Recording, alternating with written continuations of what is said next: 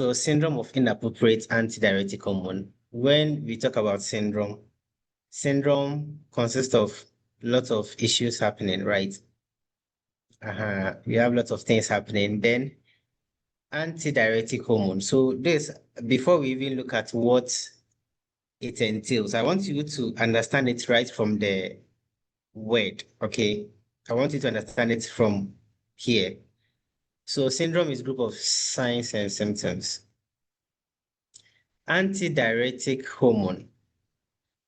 Anti means against, okay? If you are an anti something, or someone will say anti, okay? Anti, So you are against something. So diuretic comes from the word diuresis, okay?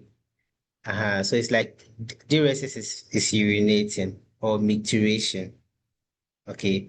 So anti-diuretic means against urination or anti-urination. That's what it means. Then hormone. Hormone is chemical substances produced by the body for neural communications and the rest, right? So uh, syndrome of inappropriate antidiuretic. So you have um, a group of signs and symptoms happening because there is inappropriate what inappropriate against urination hormone. So some hormone, ADH. As soon as you hear of ADH, think about a hormone that prevents urination. All right. So syndrome of inappropriate, it means it's in abundance to the extent that it becomes inappropriate. Okay, so syndrome of inappropriate antidiuretic hormone, understand it from that sense, that you have excess production of what? Antidiuretic hormone. So for those of you, just in case you forget the function of ADH, and it all starts from the brain, right? From the pituitary gland. The pituitary gland has anterior part, posterior part. I will not talk about anterior parts. Anterior parts produce lots of hormones, but the posterior side of the pituitary gland produces two main hormones. I hope you remember them from biology, anatomy to be precise. You remember them, right?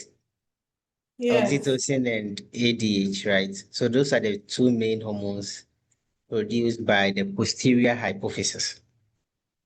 All right. So we are not going to talk about oxytocin here. We are talking about ADH because we are talking about SIADH. So this is the intro, the brief introduction of this. Okay, we are going to look at what happens when you have a syndrome or when you have inappropriate antidiuretic hormone production. Now, we are saying it occurs when the body secretes too much antidiuretic hormone, causing excess water retention and dilutional hyponatremia. This is one thing we normally hear, dilutional hyponatremia. So the dilutional here is there for a reason, okay?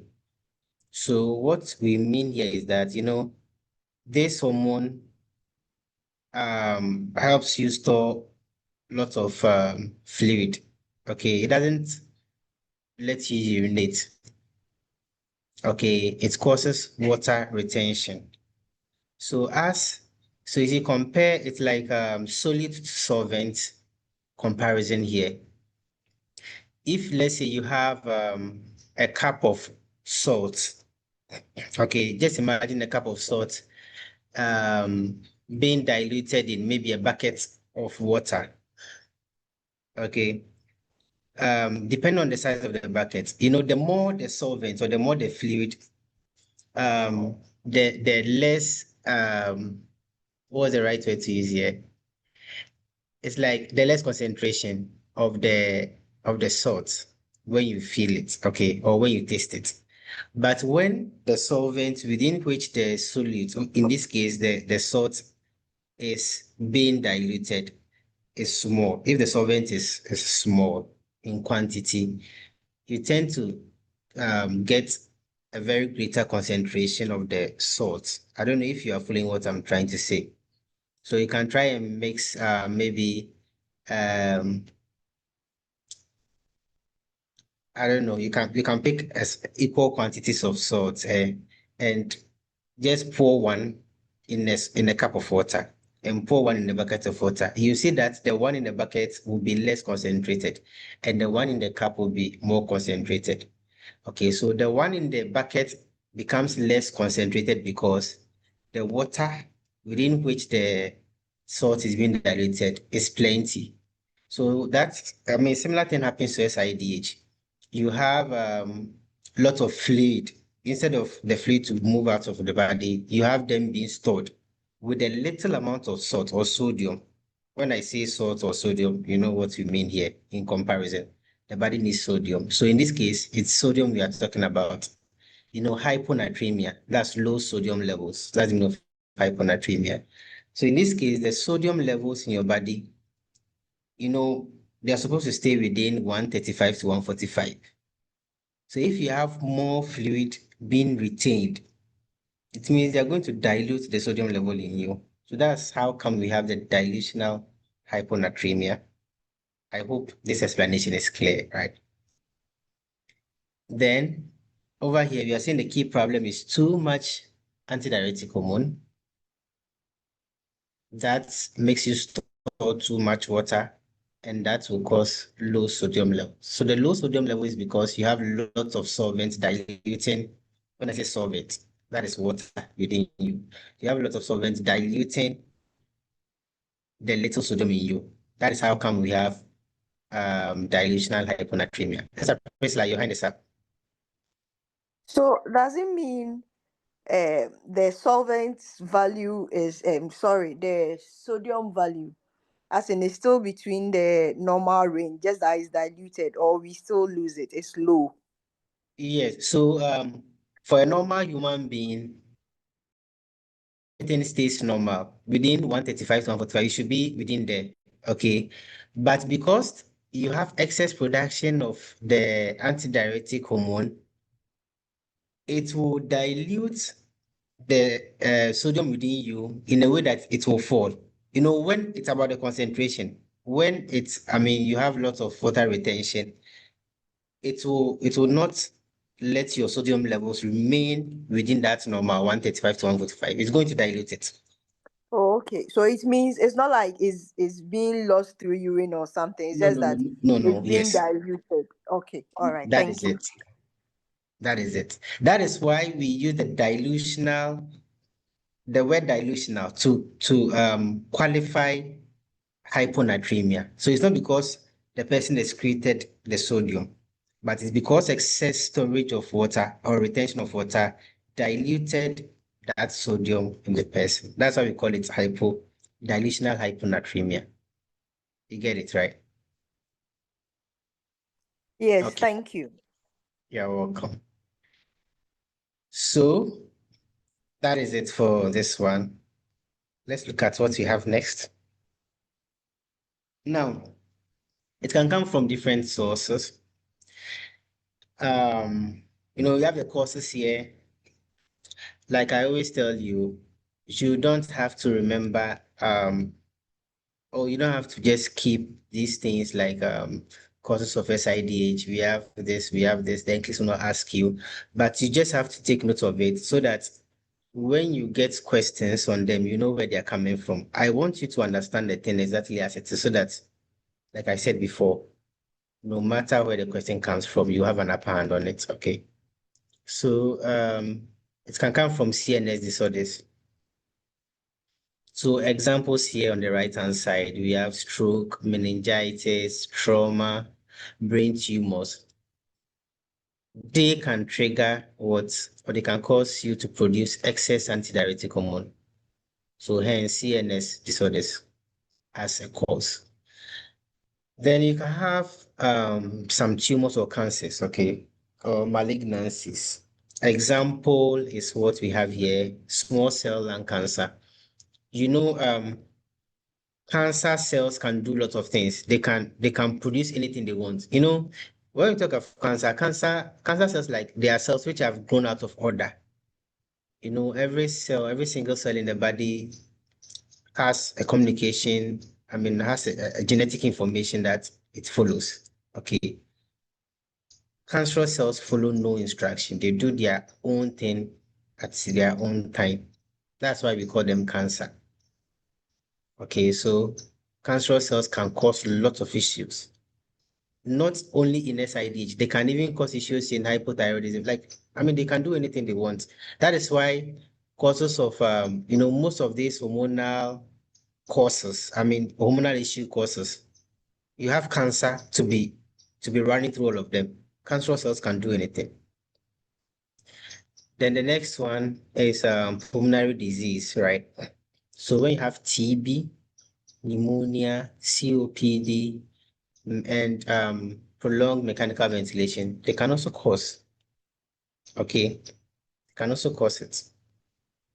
Then certain medications like selective serotonin reuptake inhibitors, antipsychotics, carbamazepine, vincristine, okay, and cyclophosphamide, they can also cause. All right. This one doesn't mean that if you have these things, you will definitely have SIADH. Okay, they are like things that can bring about SIADH. Then post-op stress. Okay, post-op stress. Post-op stress has issue with endocrinology. Okay, stress itself is not good, right? So and in this case, we are more emphatic on post-op stress. So it can cause, especially post-op involving the brain or pituitary surgery. You can have syndrome of inappropriate antidiuretic hormone. Now let's look at what you see. Signs and symptoms. What you see, okay. The first one here, you see on the left-hand side, so this one I've grouped them according to certain categories to make it easier. So the neurologic signs, you can have confusion, headache, lethargy, seizures, and coma. And we've made it, so you see, to make the thing simple and not clumsy in your minds. There's dilational hyponatremia, or in this case, there's hyponatremia. So think about all signs and symptoms of hyponatremia. Okay, being signs and symptoms of SIADH. So that is one way. That's why I say, if only you understand what is happening, no matter where the question, unless maybe your mind is tired or your brain is tired. But if you understand what's happening, you can relate. SIDH, there is hyponatremia. And when you get questions where you've been asked to select signs and symptoms, okay, what are the probable signs this patient might be experiencing? There is hyponatremia. So why do you spare options there pertaining to hyponatremia? You have to pick them faster. Sorry. Then GI symptoms, so you have them there, nausea, vomiting, cramps. Yeah. Then with renal, you have urine output going down because you're not producing any urine. Okay. And if you're not producing any urine, should you get any urine, it will be very concentrated. And let me tell you this, the more concentrated the urine is, the more, or let me say, the higher the urine specific gravity. Okay. And the more the osmolality also rises. We have something called osmolality. Osmolality is like it's like this solute and solvent thing. Okay, the concentration of solutes to solvent or to water. Okay, in the urine. When it's concentrated, that means you have more of the solute particles in the urine. You have more of them compared to the solvent. If you have a very clear urine, that could mean that you have what? Less osmolality. I mean, urine osmolality. Okay. Osmolality. We have osmolarity and osmolality. So that could mean you have less osmolality with diluted urine or clear urine. Okay. So you can think of the concentrations like that. All right.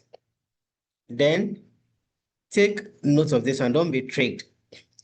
Most of the times when you are gaining weight, okay. Esther, is it Emma or I'm coming? Okay. When you are gaining weight, especially when you are storing a lot of or you are retaining a lot of fluid, you can easily be tricked that there could be edema too, because of course you are storing fluid.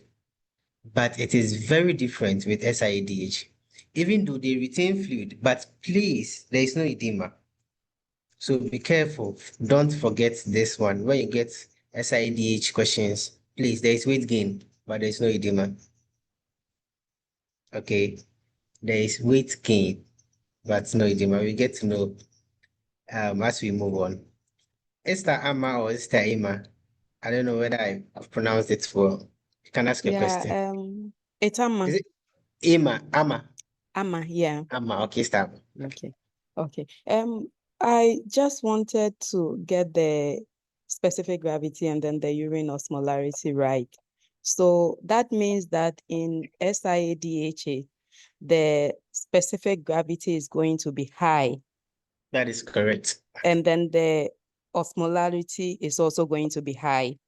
That is correct. All right. Thank you very much. You are welcome very much.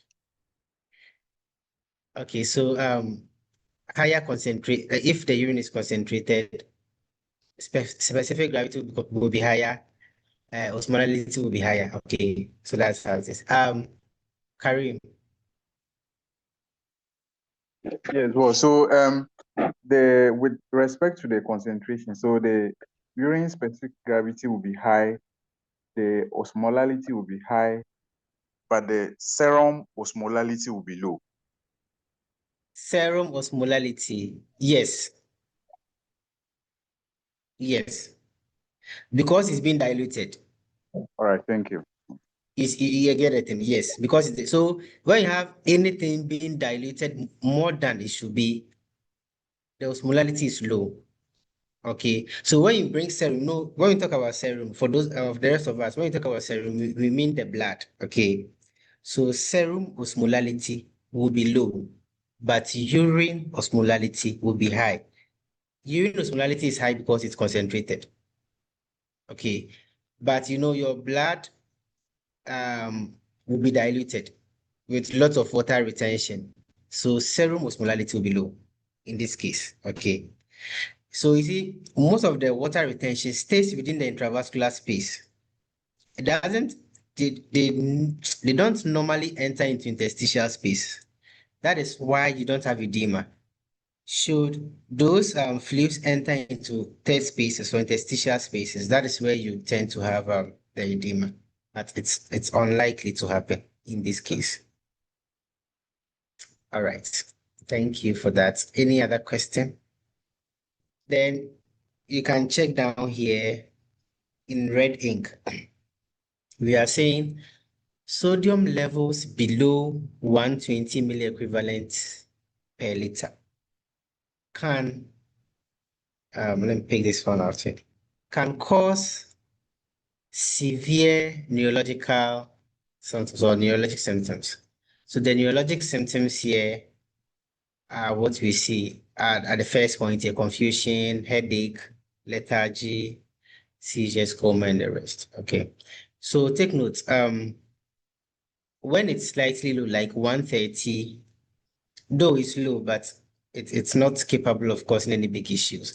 We have to still replace, okay? Sometimes when it's just below the normal, let's say 130, sometimes even additional dietary sodium requirements, like you increase salt in your diet and those small things, they can just increase your sodium levels to an optimum level.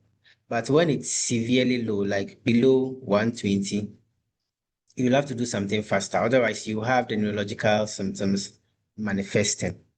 Okay. So that is where, if you look at the symptoms, that's where you do this IV, hypertonic saline, I mean the 3% and the rest. That's where you do them.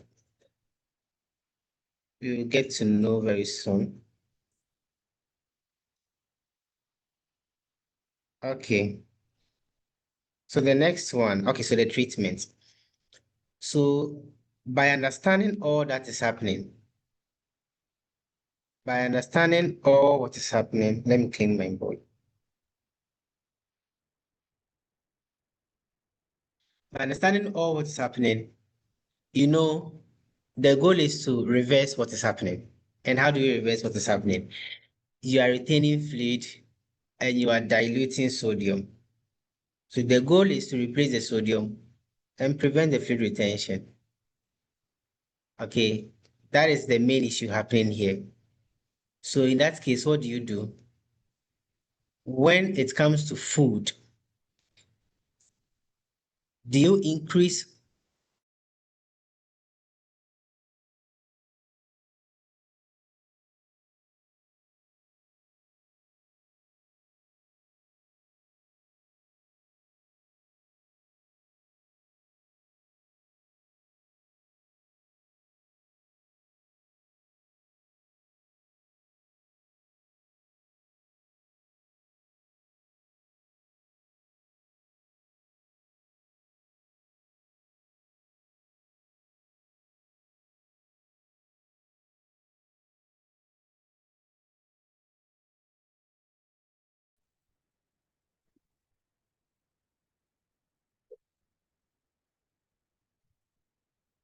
Hello.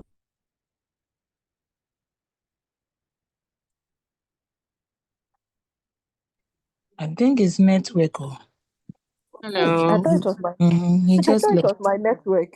No, I think it's the I network. also thought it was my network. I also thought it was my network. It's gone off. Me too, my network is gone off.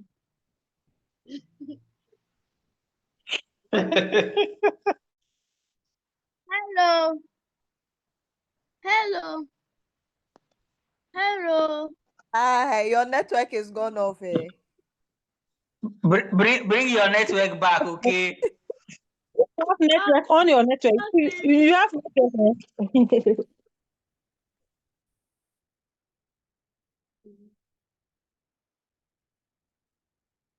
Your network is gone off. You see what I've done to yourself? It's because of you. Sorry, I don't know what happened. Mr. J, you're not Sorry. saying. Extra Can you hear me now? And can you see me now? Yes, so Yes, we can see you. But, I but don't we can't know see what's your happening. screen. Okay. You can see my screen now. Yes. It's now So I loading. don't know what's happened. Yeah. Okay. So did you hear my question before I went off? no. No. Okay, so I was asking, when it comes to the Nclex, can they ask you, will you increase, maybe a patient is, you're educating a patient with a condition, SIDH, what will be the dietary recommendation you will offer? Do you want this patient to increase sodium diet or decrease sodium diet? Increase sodium diet. Increase sodium diet. Okay. Mm. Yes. So that is it. Then you have to restrict fluid intake. Okay. So normally they take between this per day. They don't go beyond 1 liter per day. They don't go beyond. Okay. So take note of it.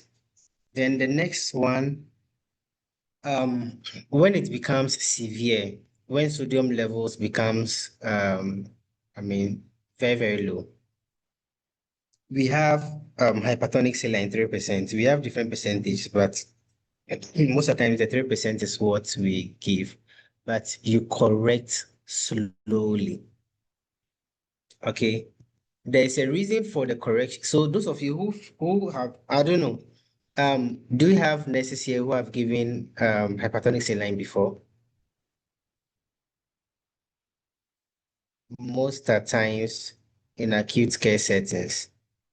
So most of the times in ICUs, emergencies, and the rest, we even titrate it with infusion pump. Okay. And you have to be very careful. I'll tell you the reason. It has an effect on the pulse. Okay. Uh, when we get there, I'll talk about that. So what I want to stress on here is that please, you give it cautiously and slowly, okay, as prescribed. Shouldn't be very fast. Otherwise, you end up causing issues. Then in mild cases, like I was saying before, so let's say if you have sodium levels, the lower limit is 135. If you have around 130, you can increase salt intake just to help, just the normal salt, okay, in diet, so that the person can build up sodium levels. Then loop diuretics, okay, loop diuretics to promote free water loss, okay, loop diuretics. So you can give these ones to um whilst replacing your sodium levels. Okay, yes. Takujimia, your hand is up.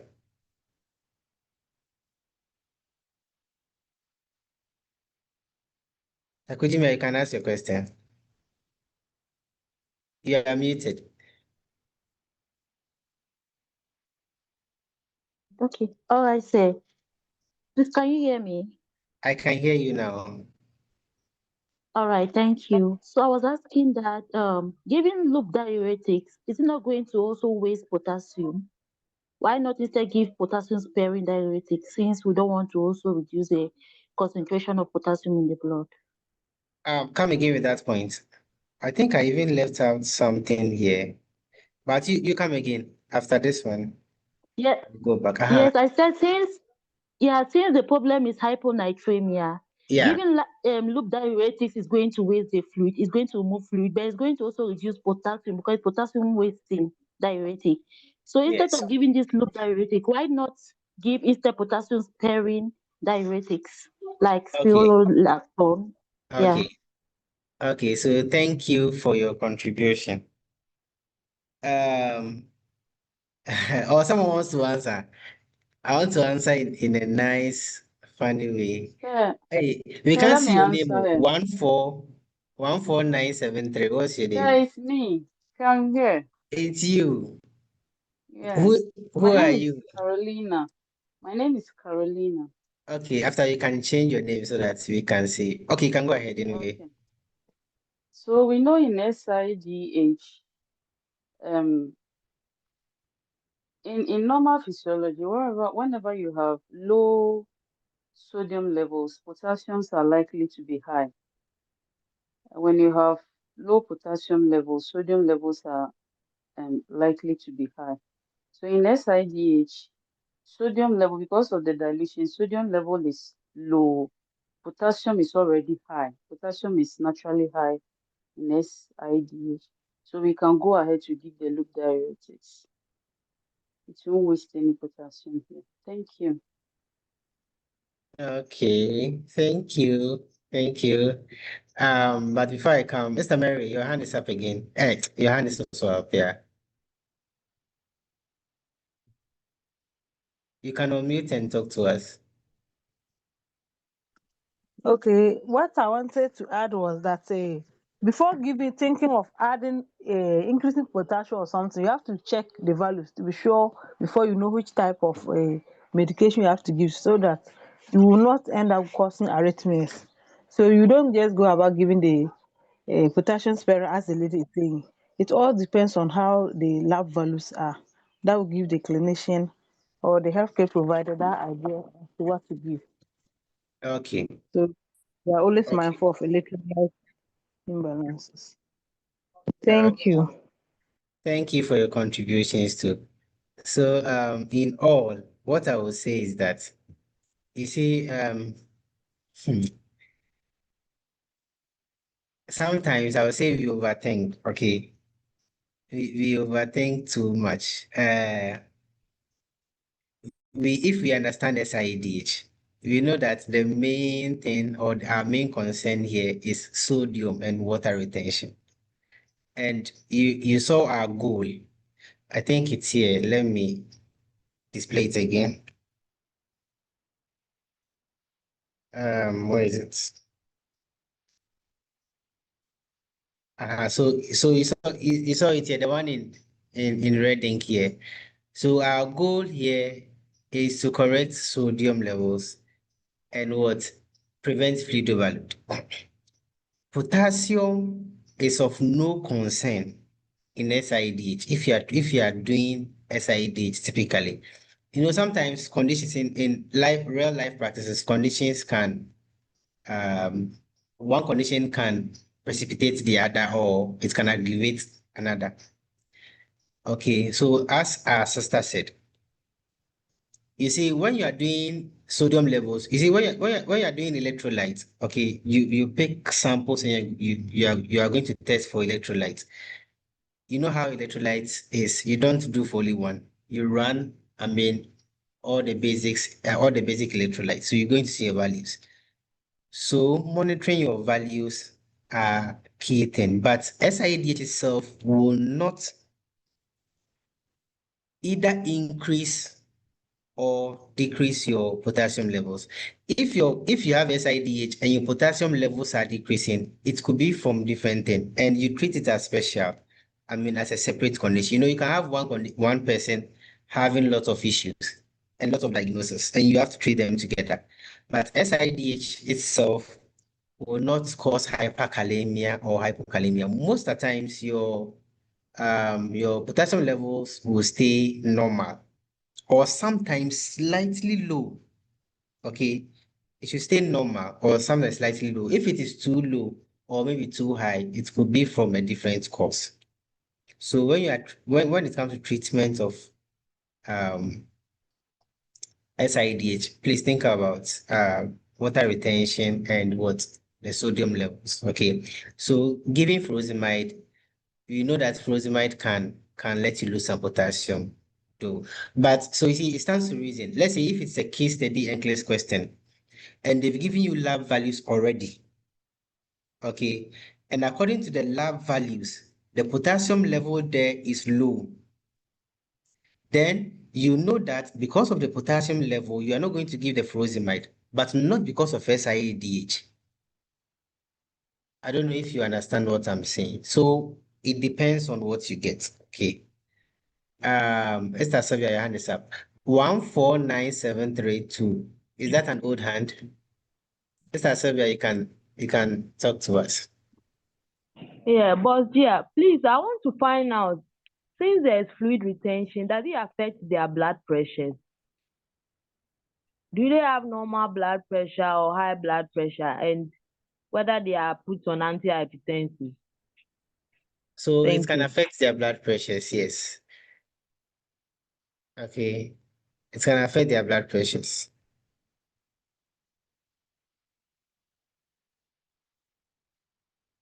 Please, you get it? So, sir, why are they not put on antihypertensive? Okay, so you see, let me give you something. This condition. The one that you have to raise the head end of the bed. Someone should just mention that. Autonomic dysreflexia. Autonomic dysreflexia. In conditions, when you mention conditions like autonomic dysreflexia, definitely you're going to have high BP. And this condition too, all my conditions they are getting lost. The one that you don't palpate, especially among children, you don't palpate the abdomen. Williams Williams tumor. tumor. Williams tumor. Wilms Williams tumor. tumor. There's another one. Yeah. Nephroblastoma. Pseudocytoma. Yes, Pheochromocytoma. pheochromocytoma. Good. That was Yeah. what I wanted to say. So, Wilms tumor, pheochromocytoma. You see, those conditions are conditions that the BPs are just there. Okay, the BPs are just there. This one, it can cause, you can have someone with SIDH with normal BP. Okay, so it's not like definitely they will have. You see, you can get people with chronic kidney injuries, okay, CKDs and the rest. Do you know that, okay, so let me throw this one to the whole class. Do all people with CKD have high BPs? No. So you see the thing. Normally they tend to get, but some conditions, it's off and on. You can't say they should definitely have it. Okay. I don't know if you understand what I'm saying. This is Sylvia. Yes, sir. Do you understand what I'm trying to say? Yes, sir. I think there was another hand up.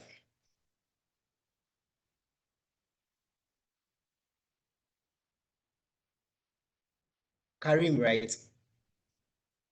Karim, do you Yes, want to boss. talk to us? I just wanted to, yes, I wanted to contribute to the issue with the BP and then the Okay. whether they are put on some antihypertensives.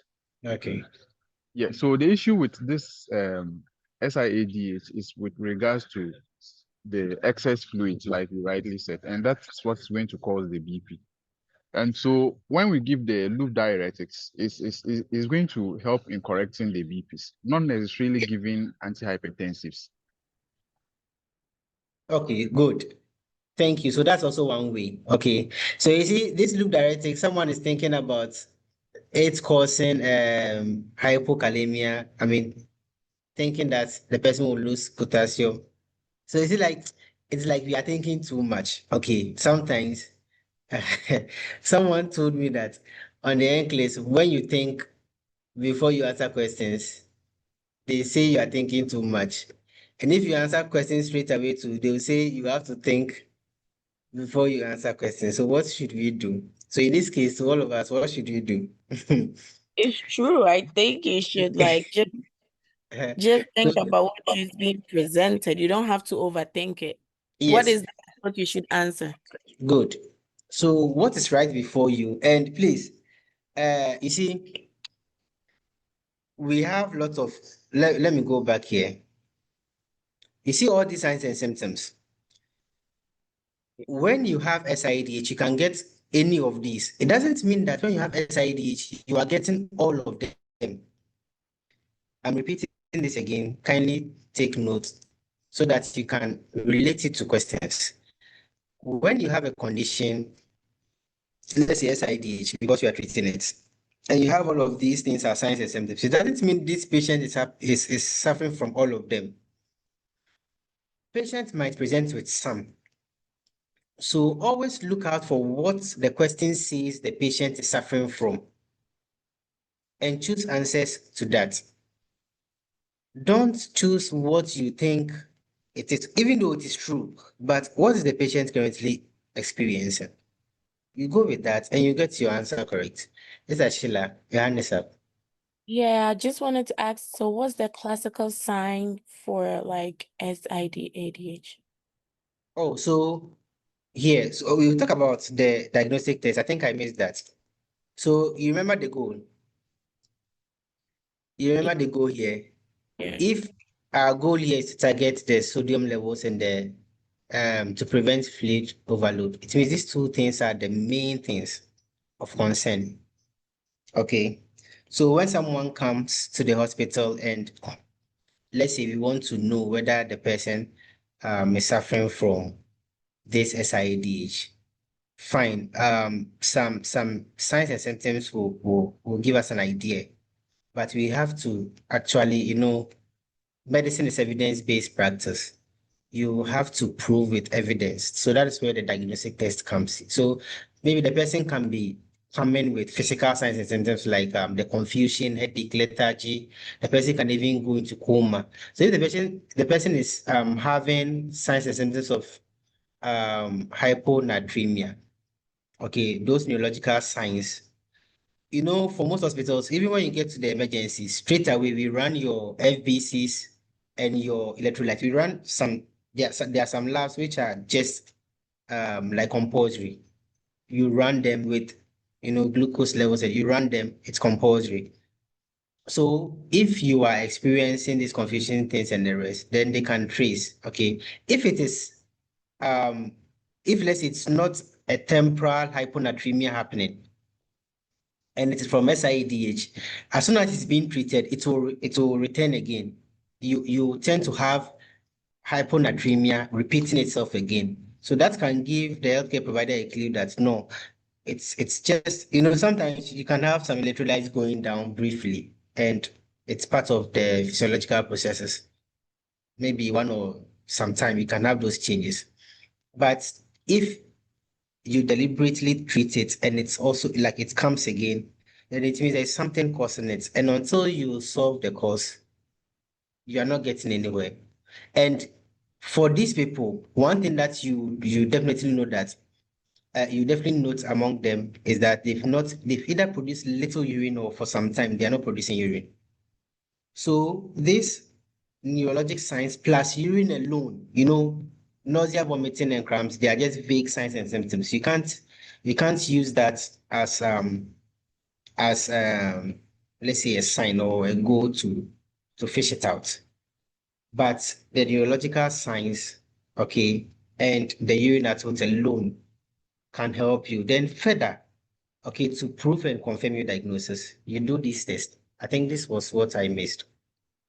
I went over to the next slide. Okay, so no one gets diagnosis without laboratory investigations. It is a standard. So this will be your evidence that this condition is happening. Okay, so when you get them in case study questions, your let's say your lab values will be there. Okay, the normal range for you to compare it with, they will be there. Then you will have to and the patient's actual laboratory investigation tool will be there. Then you just compare. But there are some labs generally you should know. Otherwise, it will go a long way to affect you.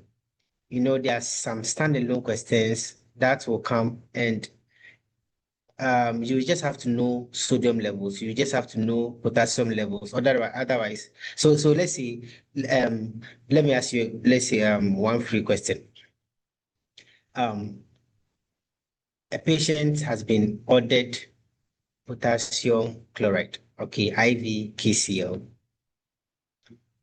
40 millimole, yes, 40 millimole, okay, to run over maybe 24 hours, okay, via IV pump. What would be a contraindication, or yes, something like that? What would be a contraindication to this prescription? Something like that. And you have maybe potassium levels of 5.5.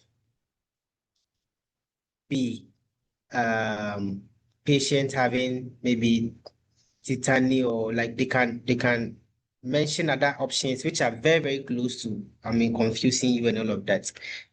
Of course, this question, you should know that even potassium levels of 5, you don't give, we have maintenance dose that you can give. You don't give 40, something like that. Okay. So that will mean that you have to question that prescription. Okay. Questions like that, you'll not be given lab values to compare. So you have to know of it. So there are some common labs you have to know. So don't deceive yourself when someone tells you on the Nclex you'll be given the range. For only case study questions, the rest you have to fight on your own. Okay.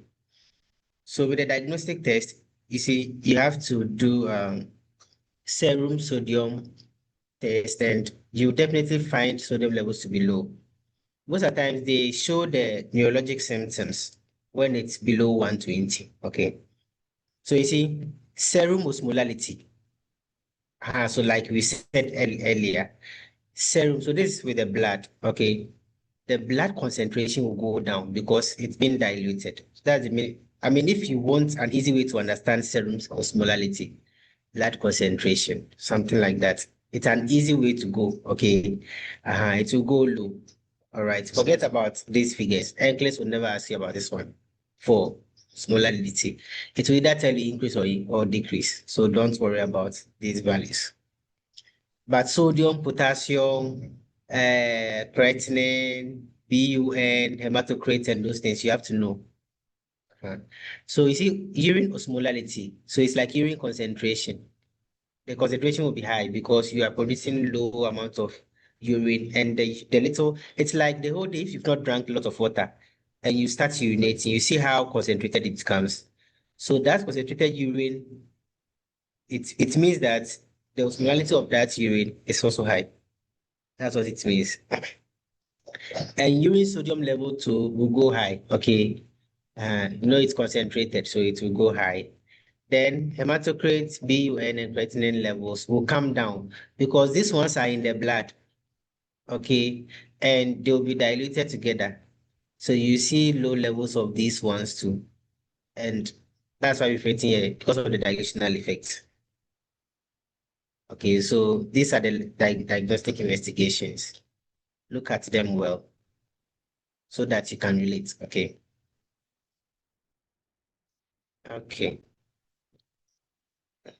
So we were talking about this one. Yeah. So there is one funny question. I'll not say anything here, especially about the furosemide or the loop diuretics. When we get to a certain point, I think I should remember. I will not forget. I'll tell you sometime about this one. I'll ask you first whether you fish it out yourself, or maybe I would love to say it.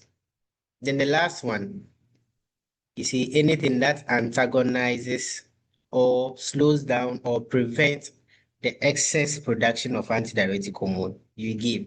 So these are some of the examples of the medications. Okay, demiclocycline. Okay, if you can't pronounce it fast, you break it down in order not to bite your tongue. Demiclocycline or tova, tovaptan, right? Tovaptan. So they are ADH antagonists in chronic cases. So this is what I wanted to say last time. When you have someone with ADH, let's say dilational hyponatremia, you want to correct it, please, you correct it slowly. Otherwise, you end up causing pontine, so this is a condition, pontine myelinolysis. Okay, pontine myelinolysis. Pontine here comes from the word pons. You have your pons in your brain there. The function of the pons, right? It's mediates between the cerebrum and the cerebellum, and it also controls breathing, right? So it controls breathing.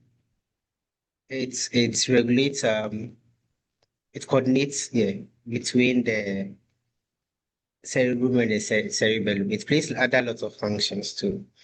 So if you have this condition or you end up causing this condition to the patient, it means you've done the patient worse things than you've helped the patient.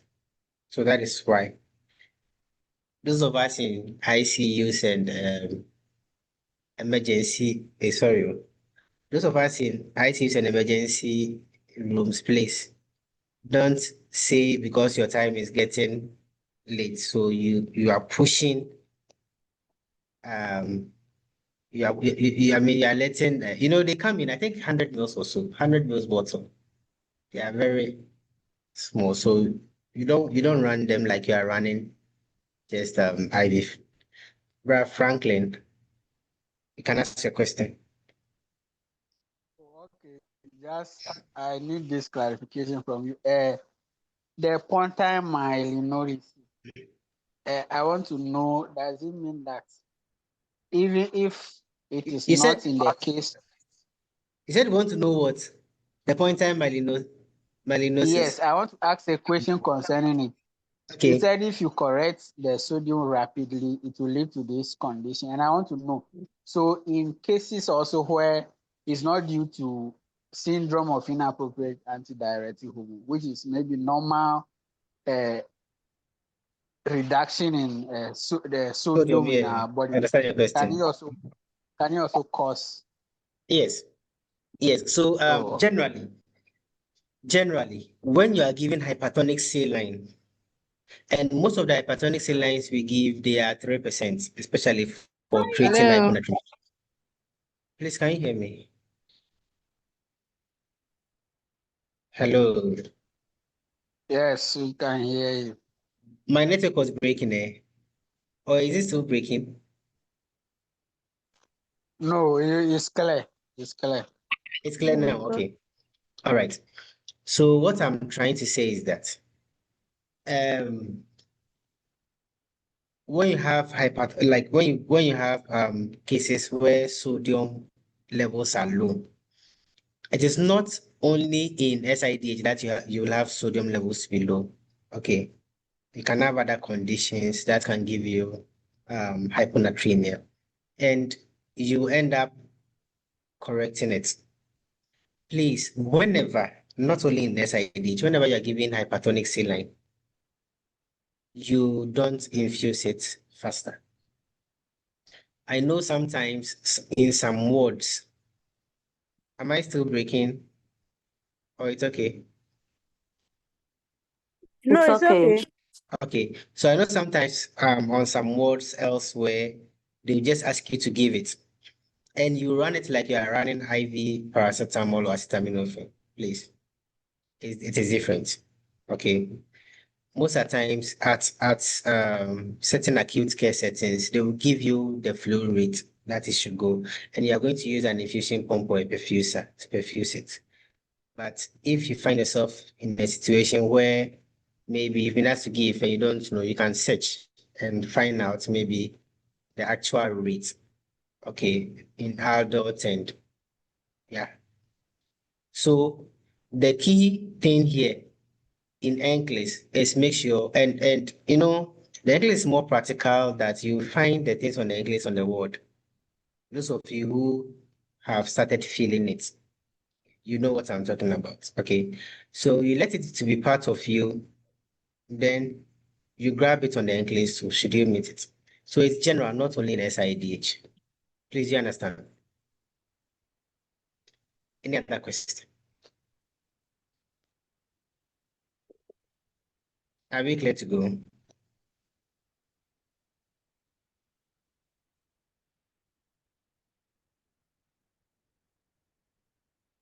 Okay, so the next thing to talk about is nursing intervention. Yes. Okay, so you monitor straight intake and output. Okay, you have to weigh the patient to daily with the same clothing, same time, same everything. It's very important. Those same things attached to the daily weighing, it's important. So open your eyes. Okay. Monitor serum levels of sodium and osmolality. You have to initiate seizure precautions for severe hyponatremia. Medicate patients on fluid restrictions. Avoid free water. Okay, so if the patient keeps on, so this you see, all these points are English questions. You can get about 2 4, so you can get about even more than 6 English questions on only this slide, and they can be very tricky. You can tell you're caring for a patient with SIADH who frequently requests for water. What are you supposed to do? Will you give the water? Sometimes the wrong answers will even be polished. Okay, they'll tell you maybe give patients small amount of water and assure patients that um, they can't have much because of their condition. That statement can be wrong.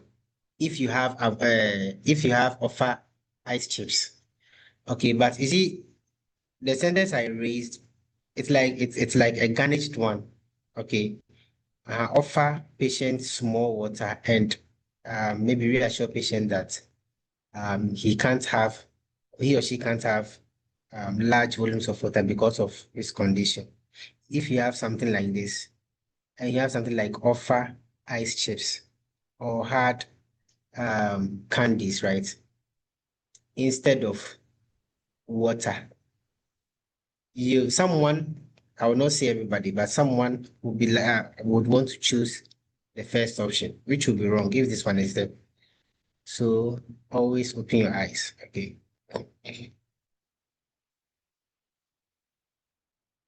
Okay. So before we take few questions here, if you have any question, you can ask me before I bring out mine. If no question, let's carry on. My first question here, someone should help us read.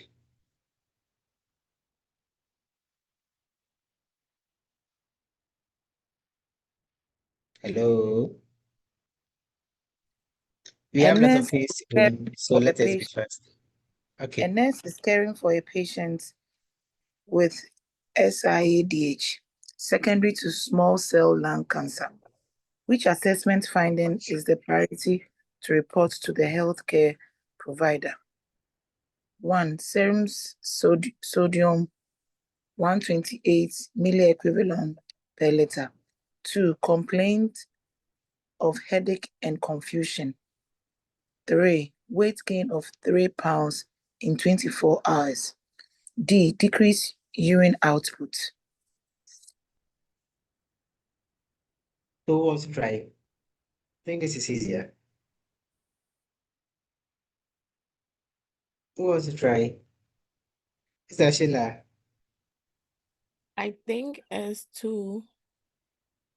You think it's 2. option 2? Yes. Or 3. Mm. Are you sure? Yes, I'm sure. What makes you sure? Because confusion alone makes it like it is in the worst state. Okay. Yes. Okay, thank you. There was another hand. Is it additional or I didn't get the name wrong. Oh, someone raised their hand. Or anyone at all can try for us again. Sir, Sister Sylvia, let's go. yes, I will go for 2 because you made mention that when the serum sodium is below 120, that's when they start to exhibit their neurological manifestations. So I'm thinking that one patient complains of headache and confusion. The serum sodium level is below 120, and that should be reported to the healthcare provider. Thank you. So that's option 1, right? You've No, been giving the option 2. question already. You've been giving the Option question. 2, okay. Option 2. Yes. Okay. Is that Priscilla? The last one.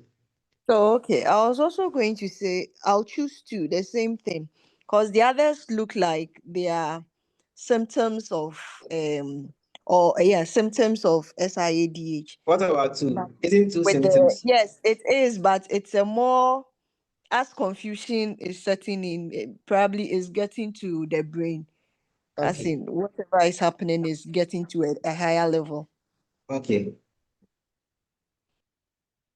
Sorry. So I think you're all right. Okay. So one thing I'll say is that you see all the options here are correct. Okay, they are correct, but they just want you to pick only one answer. All right. So you see, I think yesterday I talked about something similar.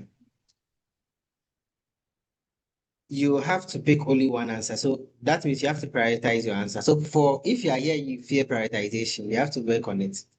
Okay. Some time to come when when we have time, we talk about prioritization. Okay. When we have another time like this.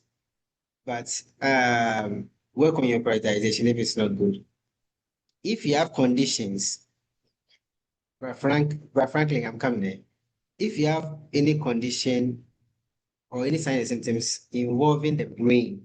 You know, the brain controls every organ in the body.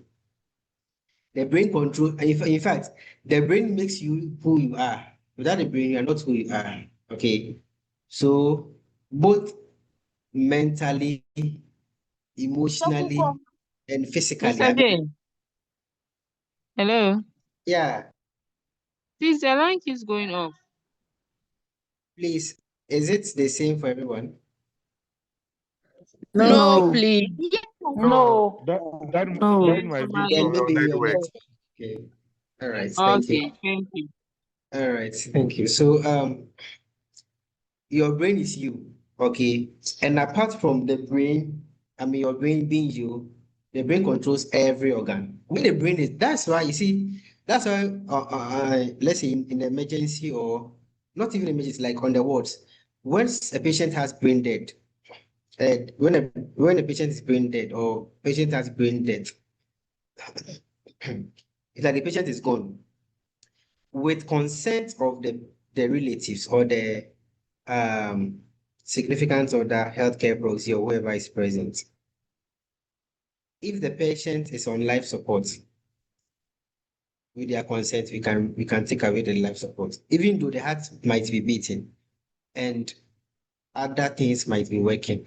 Okay, other organs might be working, but if the brain is gone, the person is gone. So the brain controls everything. All right. So when you're prioritizing options like this, think about neurologic, I mean things that concerns the brain. So when you see confusion, especially if it's a new type, headache can be vague, but confusion coupled with headache, it's serious. And when you see options like level of consciousness, those are also I mean they are prioritized as your highest, okay, as your highest bid. Franklin, you can ask your question now. Okay. So my question is, if you read the question, please can you bring the question back to the? Yes. I just want to ask a question so that you can clarify for me. The Okay. the question is, they say which assessment finding, and I want to ask you whether if you use this trick, it can be possible. They say which assessment finding.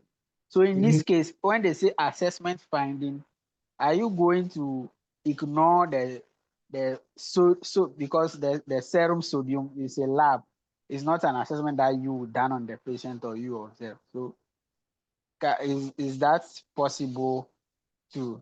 Okay, so I've seen what you mean. Sometimes it's possible, but I think you are not even getting it correct. Everything here is assessment.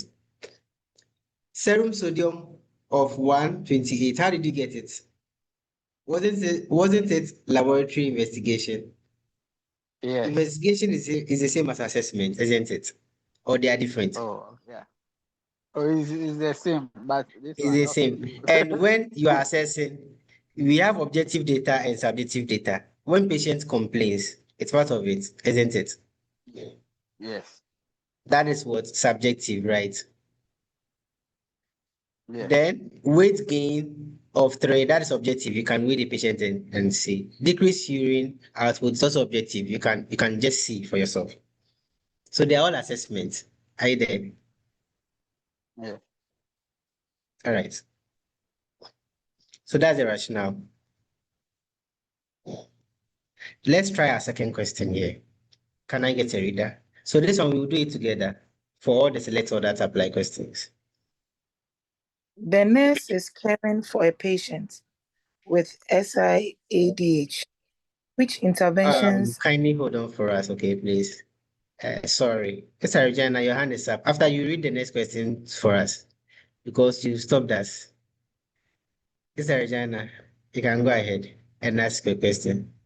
Franklin, is it a new hand or an old one?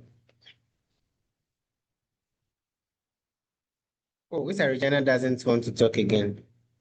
Please, you can go ahead and read it. Because I said she will read the question for us. She don't want to talk. The nurse is caring. Okay. The nurse is caring For a patient with SIADH, which interventions are appropriate? Select all that apply. 1. Restrict fluid to 800 to 1,000 ml per day. 2. Monitor daily weight and strict intake and output. 3. Administer hypertonic 3% saline as prescribed. sorry for this one. Let us start from option 1 and choose the answers. Sister Mary, please wait when we finish, okay? So the first one, restrict fluids to 800 to 1,000 mils per day. Correct or wrong? So when you tell me, then I'm out. That's correct. That's Correct. correct. Option 2, That's correct. Because the daily fluid intake should be 3,000 plus. option 2. Hey, Please, someone it is has 800 said to something. It should be 1 to liter. 1,000. Someone Someone, just said something, Maximum but is 1 please, liter. let's. A normal client. I'm saying a normal client. yeah. Yeah, a normal client is Maximum is 3,000. 1 Yes, liter. that's true. For But for normal, this case, I think the maximum for is 1 normal liter. Is adults, it 800 to? Take too much fluid. You don't want him to take yes. too much fluid. Let me Taking to come in. 800,000 is now. fine. Let me come in now. Yeah, so I think the person was referring to normal adults. The normal adult fluid intake is most of the time, Yes. sometimes they will tell you 2 liters to 2.5. When you see that it's correct, okay. Mostly on the ward, we make it up to even 3 liters. Sometimes they make it like that so that the extra 500 liters that will add up to the 2.5 liters will take care of insensible losses. Okay. Sometimes you suction the patient, we lose sweating, and not all patients sweat too, but depending on the patient's condition. Okay, sometimes up to a maximum of up to 3 liters is fine. Unless the patient has a different condition, then you can choose to increase the fluid, or something there's a reason for us to increase the fluid, something like that. But for SIADH, it's between 800 to 1,000. I think that was what the person was trying to say. Right. Okay, so the second option, correct or wrong? Correct. Correct. Third one, Correct. Correct. one. Correct. Fifth one, No. Fifth one No. is wrong. Correct. Correct. Correct. Fourth one. okay. Wrong. Someone The says fifth one is correct, wrong. someone says wrong. If it's, please mind you, wait. Do you know that? Let me say this before I start as I start asking my questions. Do you know that in select all that apply questions for now, you can get all of them to be correct answers? Are you aware? Yes. Yes. Good. And are you aware that you can get only one answer among 5 options to be correct? Are you aware?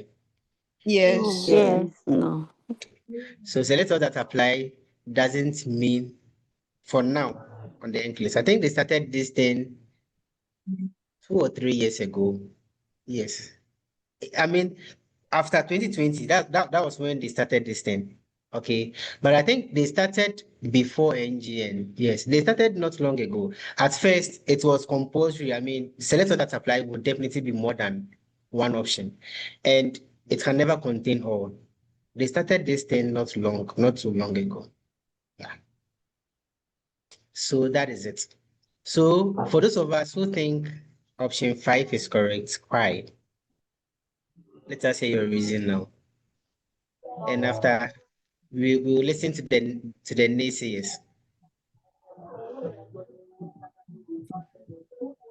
Let's hear from those who said it's correct. Oh, it's wrong. Suddenly it's wrong for everyone, eh? It's wrong. Okay. Now let's move to those who are saying it's wrong. For this one, everybody's saying it's wrong. So someone should tell us why you think it's Yeah, wrong. it is wrong because the options the medication. The syndrome of inappropriate ADH, it means that it's in excess. That is why it's retaining more fluid. So why will you keep on giving the same hormone to aggravate the condition? So Um, the patient is I wait. already not I get your point. I want to use the hand up. Okay. I saw Hussein. The one who just spoke, you've done well. But let me hear Hussein. Hussein, All your right, hand was up. thank you Then so after much. Esther Priscilla, you talk. All right, thank you so much. So we are saying the number five is wrong because already we know that this person is already finding it difficult to produce enough urine because of the ADH. So giving this kind of medication again would rather worsen the case instead of helping the patient. Okay, thank you. Thank you. So it's in line with what our sister said. The last person on this one, Esther Priscilla, so that we I can was going carry. to say the same thing, that the patient is not producing enough urine, so Okay. it's going to worsen the situation. Okay, thank you. So now let me draw your attention to something. Okay. When you see vasopressin, or I should have asked it as a question there. Mm. Okay, so what's the difference between vasopressin and antidiuretic hormone? I think it's the same The thing. same thing. They are the It's the same same thing. thing. They are the same thing. Yes. Okay. When you see vasopressin and antidiuretic hormone, they are the same thing. If you think you forget, write it somewhere and repeat it to yourself till it gets in there. So that when you see one and you don't see the other, you don't become confused. It's the same thing we are talking about. Vasopressin is the same as ADH. So if someone has SIDH, there's no point giving vasopressin.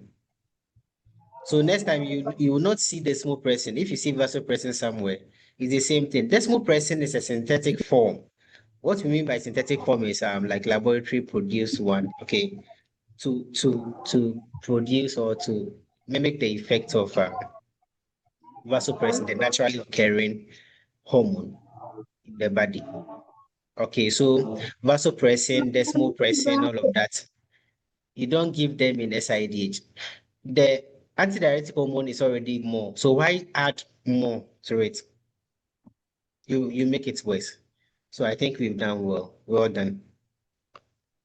Well done. If we have any other question, we can ask. So we are correct. Okay.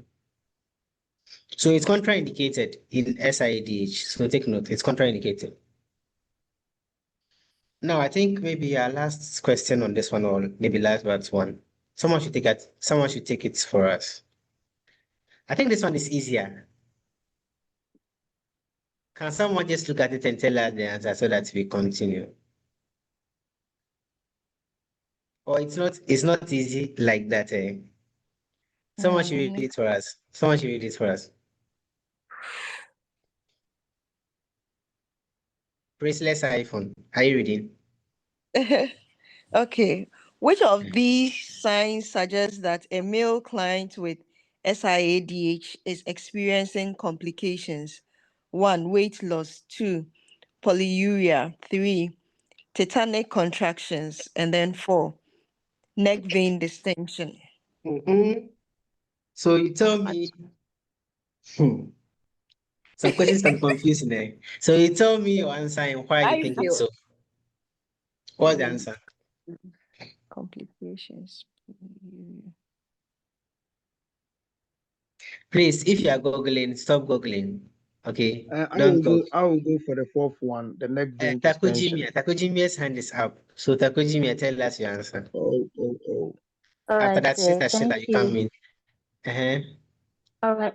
Thank you, sir. I'll go in for option three, tetanic contraction, because this is an indication that this person is seizing. So there's seizure going on already. So you choose option 3. Yes, I I choose didn't option get your three. reason well. Come again with your reason.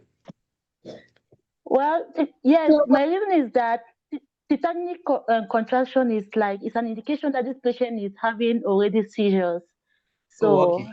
Okay. yeah, I already know Okay. that it's one complication of hyponatremia. Okay. Okay. Thank you. Um, Franklin, right? Sorry, is that Sheila before Franklin? Okay, so I think I changed my mind. I think Question, answer 4. That is because I think the patient is having fluid overload.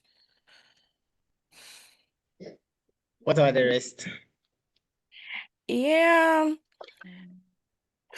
Okay, so that okay, hold on. The Okay, no contraction, problem, no problem. okay, the contractions will be likely like linked to like how do I call it, hypocalcemia, and that is not the main issue of SIADH. So linking it to that, I would think the neck vein distension, which is mostly a sign of the person having a fluid overload. Yeah. Okay. Okay. Let me take last person, right? Franklin.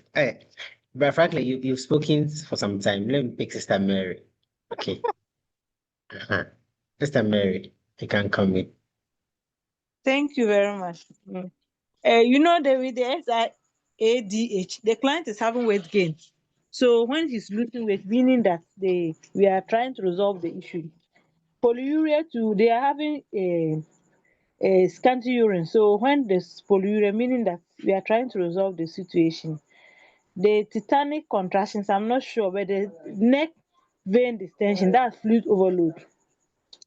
When there's fluid overload, that will lead to the neck distension. So I think the number 4 is my answer. So I think number The four. first one, we are I trying think to number resolve the. four. Number Thank 4 you. is correct. Okay. Hussein. Hussein and Franklin, your questions will come later. Okay. So I think we shouldn't spend much time here again. Mr. Kate, you want to say something there? Yes, but I think I wanted to choose number 4, but you've already said it. And I think it's because of Okay. heart failure. Please, Okay. the explanation for number 2, I don't seem to understand.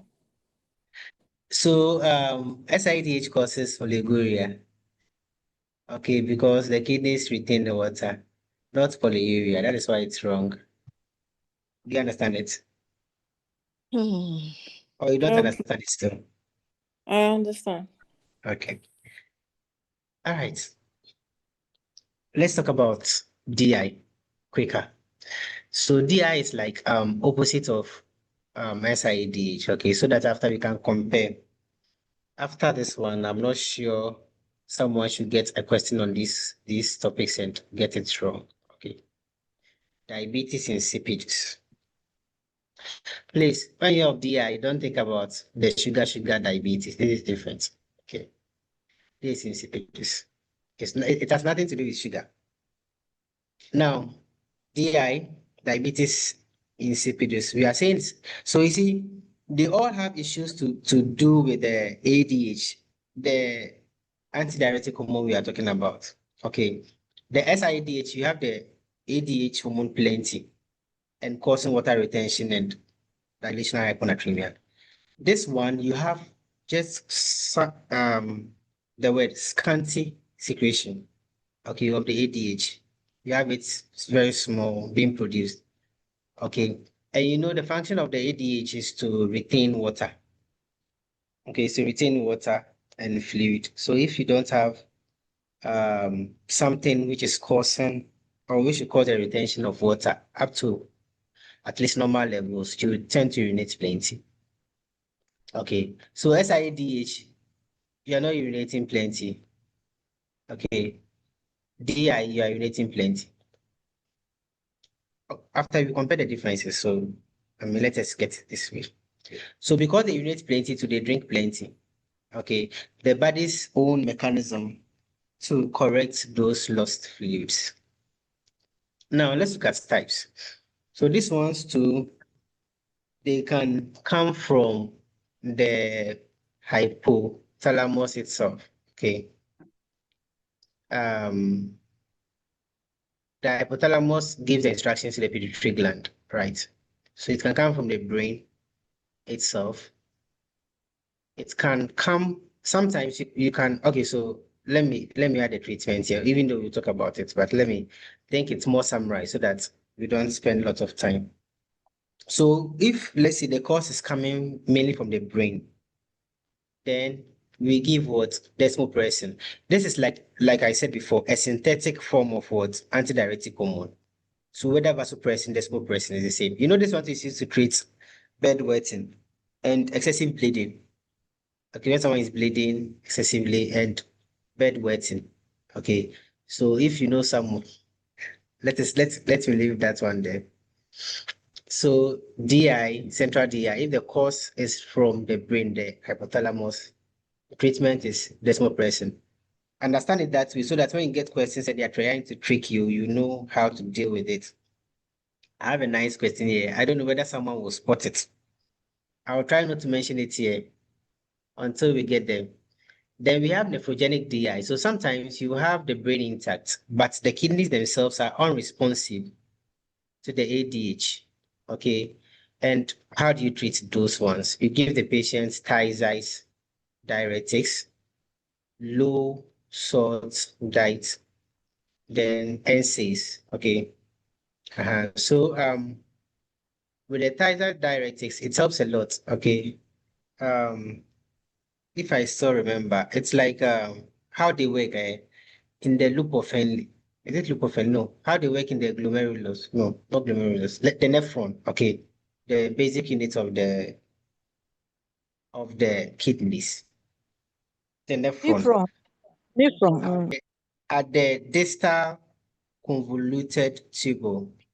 Okay, at the distal convoluted tubule, I think they draw more sodium. Okay, they draw more sodium. It has something to do with sodium indraw at the distal part, and they also have effect on the proximal part, but it's more of the distal part. But at the end of the day, they help them towards to I mean pull more water. Okay, I think they draw sodium back into the body from the distal part. You know where water goes, you have water. Where sodium goes, you have water also following. Okay. Those of you who still remember the mechanism of action of thiazide diuretic, you know, loop diuretics work in a different way. Okay. The Nclex will not ask you this anyway. Okay, the mechanism of action in the rest, they will not ask you. Then we give NSAIDs too. So NSAIDs to help. Okay, find out how it helps. I can't tell you right now. And NSAIDs too. So the NSAIDs help with nephrogenic DI. It helps to improve the kidney functions. And okay, so generally, even let me give you a take-home something with the NSAIDs. After all, you know that NSAIDs helps to what, retain water, or you don't know. That is why you don't give NSAIDs in someone with congestive cardiac failure. NSAIDs are contraindicated. You don't give NSAIDs in other conditions, right? Someone with ascites, and you don't give those because NSAIDs will tend to retain water. So we don't give NSAIDs in those conditions. All right. But with this one, you give NSAID because the person is throwing away more water. So with NSAIDs too, as part of the treatment, you can retain some water. So that's why it's part there. Dipsinogenic DI. So, you know, polydipsia, right? Like dipsogenic, right? Dipsogenic DI, that one you have excessive fluid intake due to hypothalamic disorder or psychogenic cause. So this one is like you tend to drink water and plenty. Okay, it's not a serious one. Okay, it could be due to maybe hypothalamic disorder. That could be different, but it's psychogenic. So we don't normally give medications from this course. You do behavioral therapy and you try to restrict water as much as possible. Then we have gestational DI. You know, these ones are just temporal ones. Okay. you have it because it's like gestational diabetes and the rest. But you know, these gestational things, if you don't handle them well, even after your gestation period, they come to stay with you. Okay, so they have to be well managed. So it happens as a result of the placenta producing this hormone you see, the vasopressinase. Uh, when you see synase, it's like an enzyme or something like that. The enzyme, like nase, that is the so vasopressinase. So this vasopressinase degrades or destroys antidiuretic hormone, which should retain water. Okay, and it's the placenta which produces it and it can cause it. So if ADH is being destroyed, how can we replace it, or what can we do to solve it? We replace it with desmopressin. Okay. And we give desmopressin because you know it's a synthetic form, a well-designed form. That one is not easily broken down by the vasopressinase. That's why we tend to give these ones. Okay. So just take note of them. Okay. Most of the times questions come from the first and the second ones. Okay.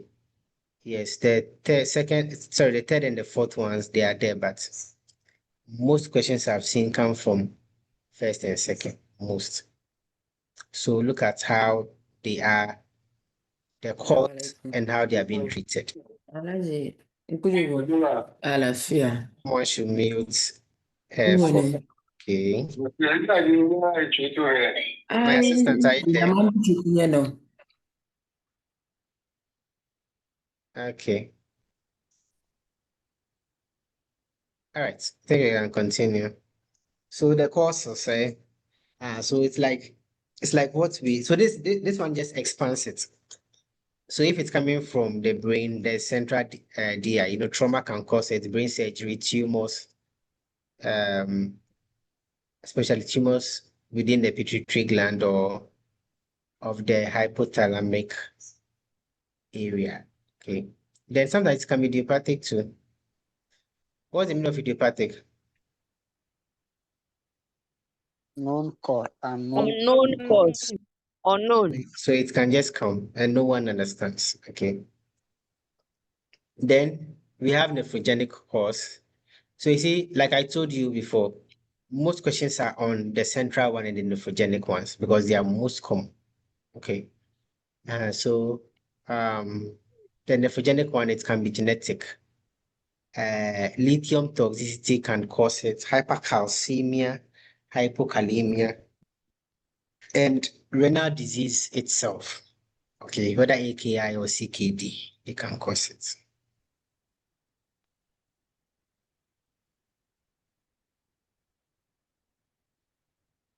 Now, what do you see in this person with DI? So because they urinate plenty,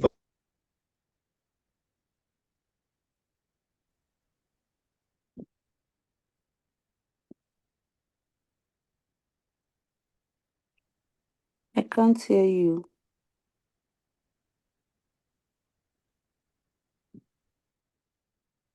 motor vehicle, yes, motor vehicle accident some time ago, and it was superb. Like, you know, at the ICU and certain acute care settings, you empty urine every hour. 1 hour you can empty more than 1 liter. The least sometimes you can get is 800. Okay, they urinate plenty. So, but Franklin, what you talking? Please, I didn't get the causes of the nephrogenic. I didn't get them well. Causes of which one? The nephrogenic causes of the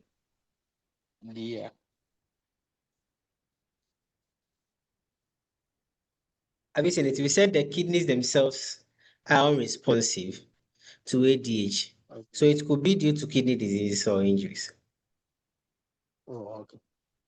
Do you understand? Yes. And No, also not over this here, one. The other one. this one, Lithium toxicity. is it this one?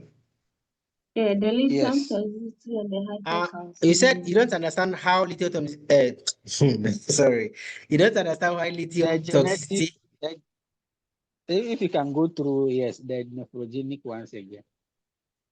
Your voice, I hear it's lower and higher. You said I should go through the lithium toxicity or all of them. No, the nephrogenic, the causes. This ones, I should go through all of them. No, the nephrogenic, the nephrogenic. Yeah, is it? Is it the one I'm displaying here? Yes, the yeah, I want you to go through like how they cause the DI. How genetic one causes it? Yes. Hey, genetics is genetics, and it's X-linked. Some things you inherit from your line. Okay, it's like what are who can give us examples of inheritable conditions? There are plenty.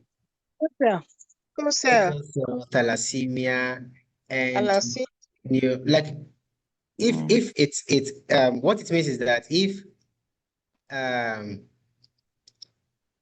your most of the times they are we call this thing, my words are not coming this morning. We have first line is it relative? So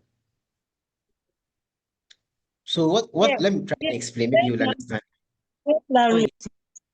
Yes, like first line, there is one way to say it, and I can't remember that one. So what we mean is that there are some conditions, your direct sisters or brothers, your mother and your father, you can only get it through those first line, I've forgotten them, but like first line relatives. Okay. The second line or secondary ones are maybe your mother's father or your mother's mother. Okay. That goes beyond your parents. So let's say your grandparents, your cousins. We have some genetic things which crosses those things. Okay. But most of these ones are like first class. Okay, so um these things, the Nclex will not even worry you about this. So why just know that it can be genetic. Nclex will not go further. Okay. Uh-huh. Lithium toxicity affects not only lithium toxicity, even any drug toxicity anything that is capable of causing kidney injuries can cause nephrogenic DI. Okay. But I think lithium is one. The whole thing is anything that can destroy the kidneys. Okay, is capable of causing that. Hypercalcemia can cause it. Then we are saying hypokalemia. Hypokalemia. How does hypokalemia causes nephrogenic DI? Who can tell us? For the renal disease, I think that one we need no explanation. Someone should tell us how nephrogenic DI is related to hypokalemia. Someone should tell us. Let me try small, but it's Okay. not. Try big one. And the little I can explain is that potassium. Uh-huh. Potassium is an extracellular fluid. What is electrolyte? While that of sodium is an intracellular. So those two must always be a balance. Where one becomes low, then one will lead to the other one being high in the other side. Hello. So let's say as we have hypokalemia. I hear you. I'm quite because I'm trying to get It you. Hey, please sorry. shift. What am I doing? I'm coming. I don't know what I'm doing. I'm coming here. Yeah. Yes. Okay. So I think let me take two people here. Then we carry on. Franklin, after Karim. Uh-huh. Hey, boss. Yeah. Yes, please. So what I know is that with hypokalemia, it can predispose one to getting digoxin toxicity. So if we are talking about the lithium toxicity and other drugs, I think maybe that one could, I'm not just sure, but it's just something that I'm trying to clarify. I couldn't hear you well, but okay. In short, this thing is not Nclex related anyway, but in a layman's view, just note that there is something within. Sometimes I don't want to mention those big names because they are not necessary. Okay, they are not necessary. Um, Kindly give me few seconds. Okay.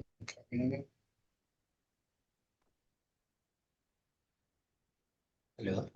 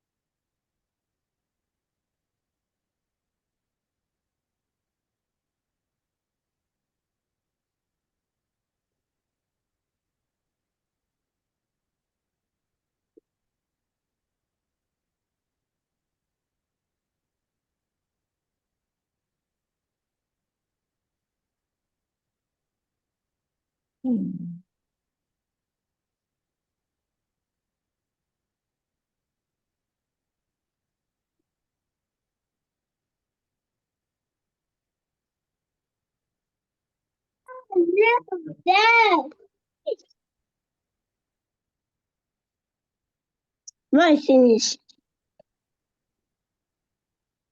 should your food. Eh.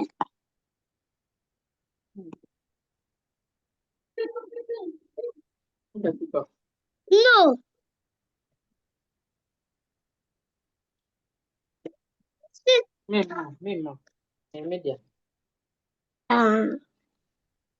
Why?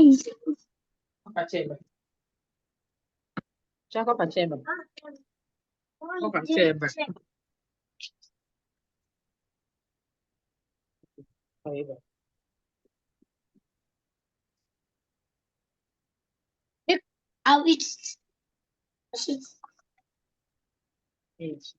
With me. Sorry about that. I had an emergency. Sorry. Okay, so what I was trying to say is that hypokalemia destroys something within the kidneys. Okay, that prevents the kidneys from absorbing water. Okay, so that is why. Okay, and renal disease. This thing is not something that we should waste time on it. Okay, our time is almost fast, but let us carry on. With the clinical manifestations, we have polyuria. Someone should mute up for us. It's a yeah.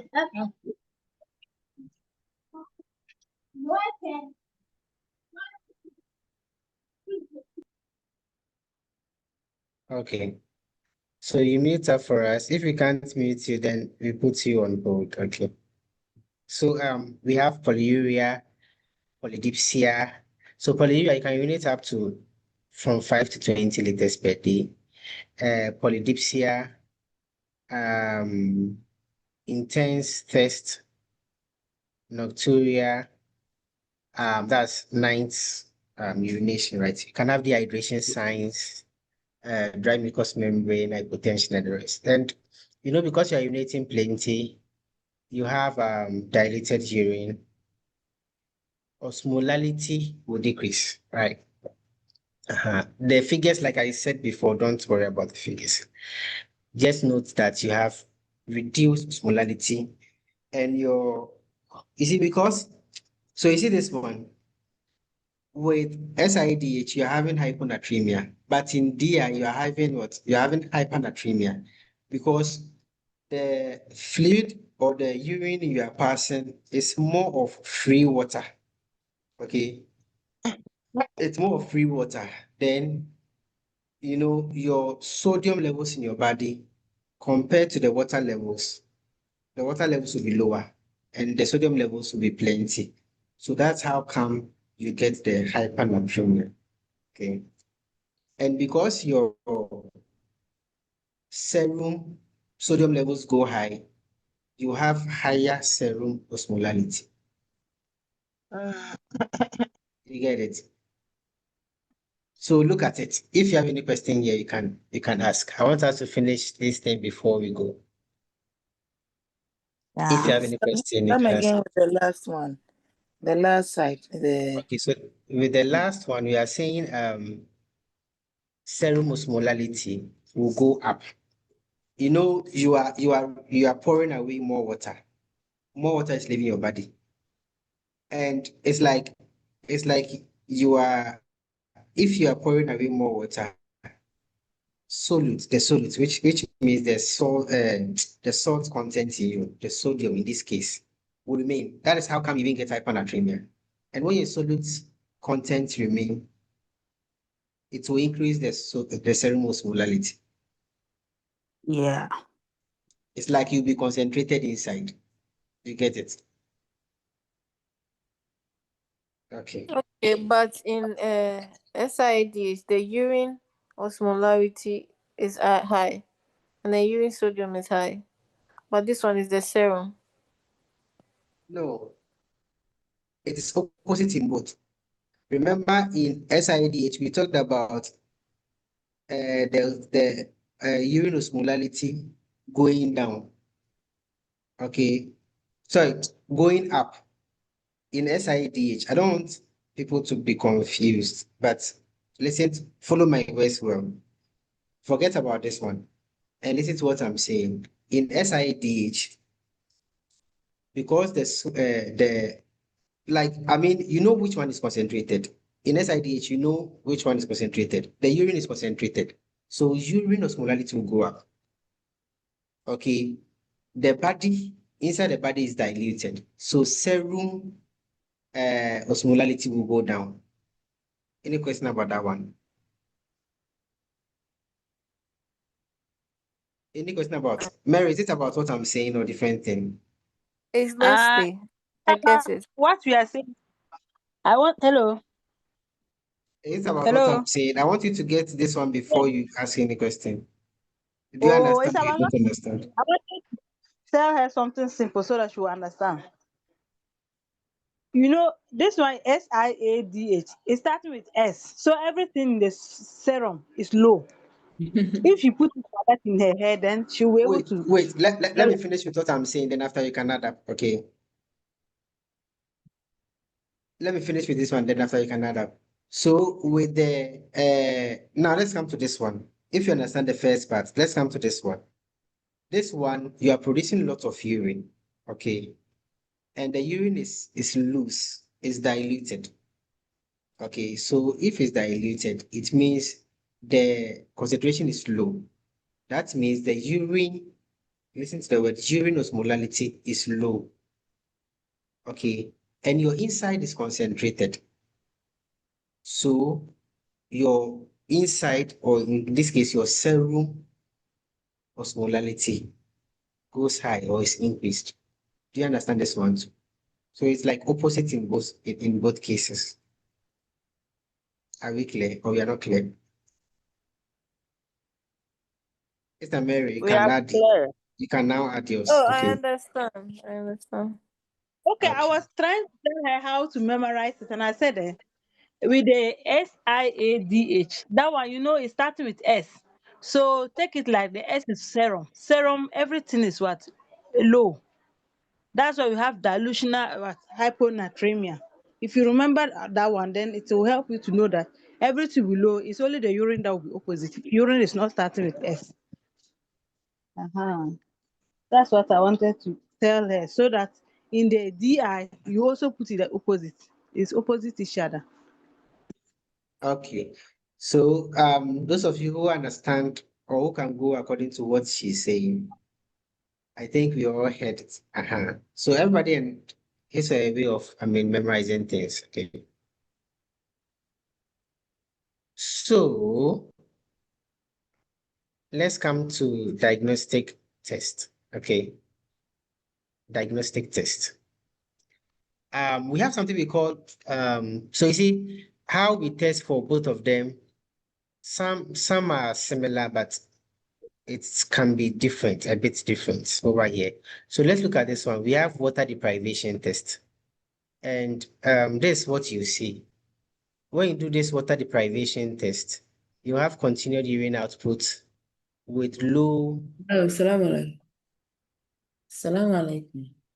Hey, Can you please mute? Oh my alaikum God. assalam. Alaikum assalam. Okay. So, so when you do water deprivation test, and you continue to have let's say continued urine output with you how should I even explain this for you to understand? Let me explain the water deprivation test for you to understand, then relate it to the findings. With this one, we let the person refrain from drinking water for up to about 8 hours or so. Okay.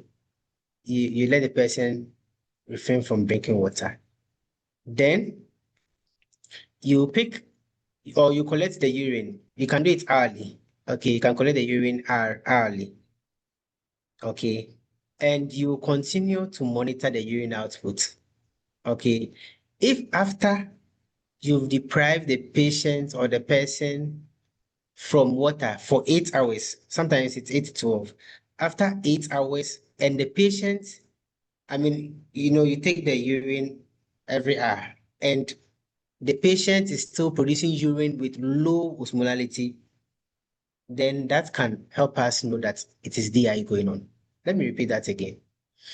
You know that most of the times when you don't drink water for even up to 4 hours or 5 hours, your urine becomes concentrated very, very well. But in people with DI, when you even do water deprivation test, that is stopping them from drinking water for up to about 8 hours. Then the test starts. Okay, then you start collecting urine per hour, something like that. Okay. And you find out that all the urines, like for that period, you collected the urine up to about 8 hours. Okay, the next 8 hours or so. Or you can maybe for additional few hours. But the deprivation, you have to deprive them for up to about 8 hours or so. After that, when you collect the urine, okay, within the 8 hours that they refrain from drinking water, they'll be urinating and you'll be collecting those urine. So it's after that 8 hours that you examine the urine and see with the time that you collected every one of them. You find out that even the one which was collected after 8 hours will have low osmolality as compared to the one which was collected after, like within 1 hour in the test. But that shouldn't be normal. As you go, you move on being testy, you should have concentrated urine. But in people with DI, the urine will be the same. Do you understand what I'm trying to say? Yes. Yes, So sir. that is what happens in water deprivation test. Okay. So one way to test them. Now we have something we call desmopressin challenge. Desmopressin challenge is used in two conditions. I think one is it von Willebrand's disease? Yes, von Willebrand's disease. That is bleeding issue, but we are not interested in there. But we use the same challenge in DI testing. Okay, DI testing. So what do? This one, we the first part of what we do is that we do the water deprivation test first. So after we've deprived you of water for about 8 hours, then we start giving you desmopressin. You know, desmopressin is a form of antidiuretic hormone. You know that, and we expect that after giving you desmopressin, you should store urine. And we do the desmopressin challenge after you've deprived the person water. That is what after the water deprivation test. You give desmopressin. And so this one, you use this desmopressin test to also check whether the kind of DI the person is facing is from a central DI or from a nephrogenic. Okay, so if it's from a central DI, when you give the desmopressin, you see that the person will tend to concentrate urine and urine production will be decreasing. Okay, because desmopressin is a form of is a form of vasopressin. Okay, that's antidiuretic hormone. So after you've deprived the person of water for after about 8 hours, and you give the desmopressin, you expect the urine to be concentrated and to be slower, I mean to be few, because you've given the person ADH, a synthetic form of ADH. So you see these two places, we are saying if what the patient is suffering from is from a central DI, urine output will go down. It means the body will store more water, okay? And the urine will be concentrated. That will give you increased urine osmolality. Okay, but if the DI the person is facing is from the kidneys, that's from the nephrogenic cause itself, no matter amount of desmopressin you give, there will be no response. So that is how they will know whether it's from a DI, so it's from a nephrogenic cause or central DI. Okay. When it's from a nephrogenic cause, desmopressin will not work because the kidneys themselves cannot detect vasopressin and let it act. Okay. I hope you understand that part. Kindly spare me some more time. Let us finish this before we go. Okay. Sorry. Then the next one, serum sodium levels and osmolality levels will be elevated. I mean, when you check, okay. Urine. So you see this one, we are saying serum, not urine. Okay.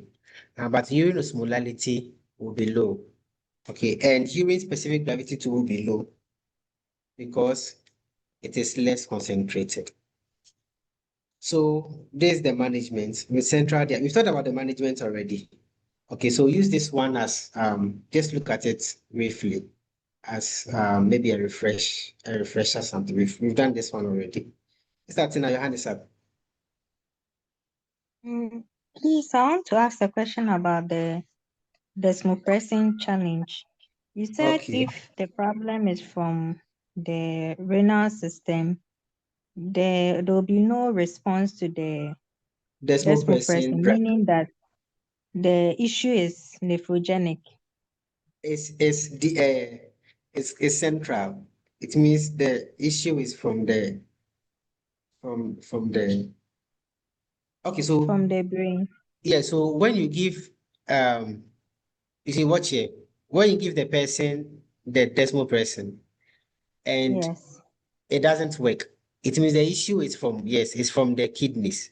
Okay. It's from But the when it kidney. works, okay, when it works, it means the issue is from the central DI.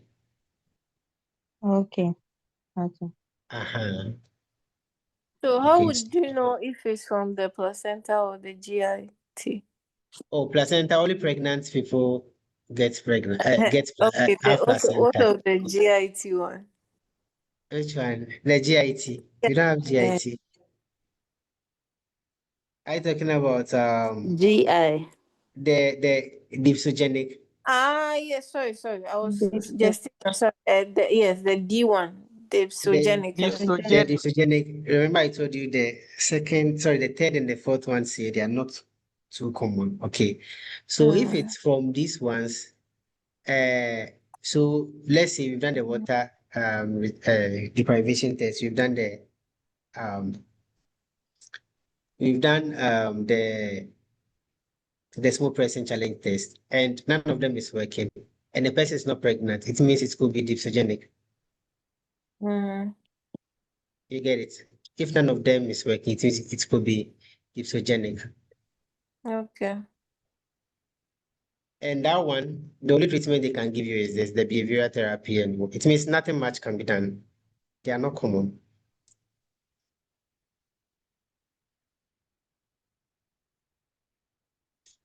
Okay, so let's look at lesson considerations. You monitor straight intake and output. Daily weights, same time, same clothing. You monitor neurologic status and signs of dehydration. You educate patients on medication adherence. You know, even in HPT, those of you who have seen this question before, the best way to manage HPT is through drugs.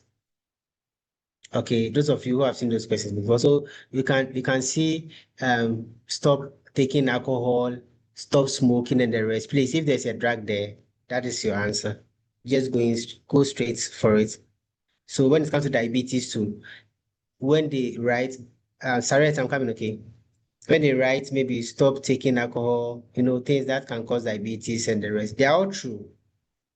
But if you have medication there, take medications. They are about 99.99% correct. Sorry, you can ask, you can come with your question. We didn't finish the pharmacological management. We just wanted to start and then somebody asked the question. Is this one? Yeah, so this one I said before I did done it. You remember, look at this one. Okay. It's the same thing here. So I said you should just look at this one as a refreshing something. Okay, just give me a minute. Okay. So you see these ones, because they are the commonest ones you see, but the other types, these are what you do. Okay. So this indomethacin you see, it's an NSAID, like we said. Okay. So it's basically the same as what we talked about.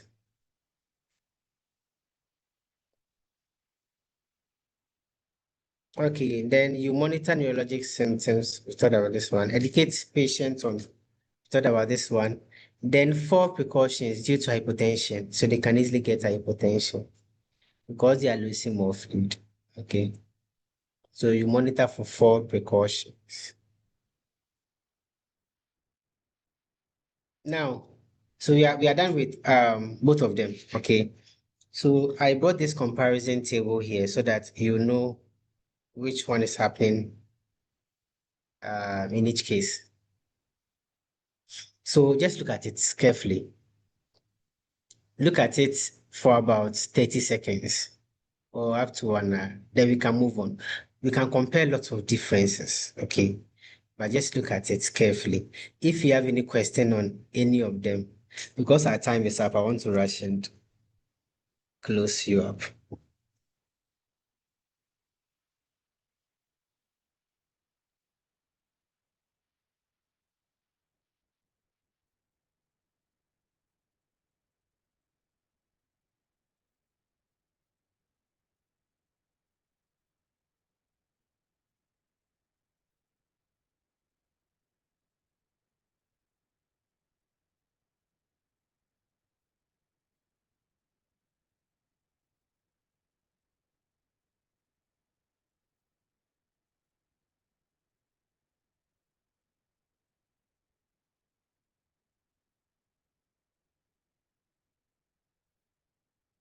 Can we move on? It's understandable, right? Yes, sir. It's So understandable. wait more. So if you have any question, you can ask. This one makes it Yes, sir. simplified. This Sylvia. Please, I want to ask you. So meaning that in DI, when it comes to the blood, because there's dehydration, hematocrit, BUN will all be high, right? Yeah. The hemo concentration, so those ones Yeah. will be high. Yeah. Okay. Thank you. You're welcome. So this is an Nclex memory tip, okay?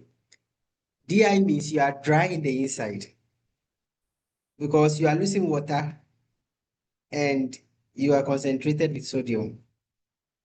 And SIDH means you are soaked inside. You have lots of water inside and that you've diluted your salt, your internal salt or internal sodium. All right. Let's pick these few questions and go.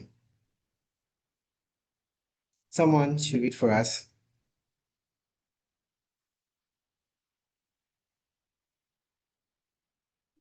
A nurse is caring for a client with newly diagnosed central diabetes insipidus. Which of the following is the priority nursing intervention? Number one, monitor the client's weight daily. 2, administer prescribed desmopressin. 3, encourage oral fluid intake. 4, assess the urine specific gravity every 6 hours. So what's the answer? Kate? 2. Do we all agree? Who has a different answer? Yeah. We all agree. The answer Sorry. is 2. Yeah, because he Okay. said once we give the decimal person. So that is correct. Okay. That is correct. And that's the rationale. Someone should take the next question for us. Shall I continue? Yeah, you can continue. All right. A client with suspected DI undergoes a water deprivation test. After several hours without fluid intake, the client's urine remains dilute and output continues to be high. Which interpretation is correct? 1, the client likely has nephrogenic DI. 2, the client is experiencing SIADH. 3, the client has psychogenic polydipsia. 4, the client has a low serum osmolality. One. Which one are we picking? Number 1. Yeah. 1. Option 1. Anyone with different answer? This one, I think I took my time to explain it better, right? So the answer is 1. Okay. The next question here. Please, sir, can we read the rationale so that